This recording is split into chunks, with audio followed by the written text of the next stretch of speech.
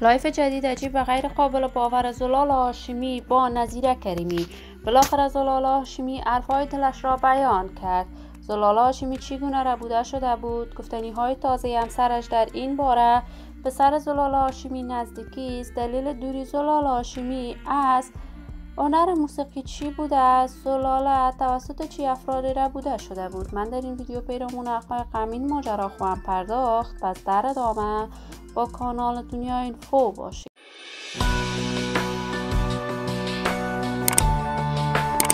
سلام سلامتی دوستان تک تک شما دوستان و همراهان ارجمند کانال دنیا اینفو، شما رو خوش آمدید میگم به یکی دیگر از ویدیوهای جذاب و دیدنی این کانال.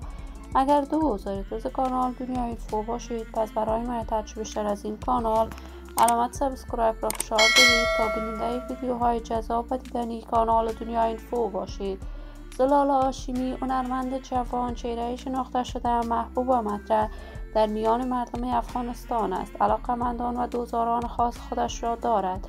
این دختر خانم توانست در مدت خیلی کوتاه در میان مردم افغانستان شهرت و محبوبیت بسزایی کسب کند.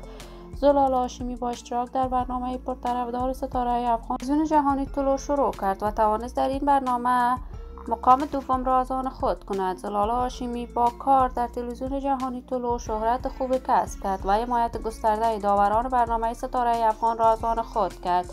این همه در حالی است که زلال هاشمی دختر خانم موفق هنرمند بعد از ختم برنامه ستاره افغان کاملا راه هنر موسیقی را ترک کرد و یگانه دلیل دوری زلال هاشمی از هنر موسیقی مخالفت‌های همسرش بوده است و ازدواج کرد و همسرش هرگز اجازه سرودن آهنگ برای زلال هاشمی را نداد.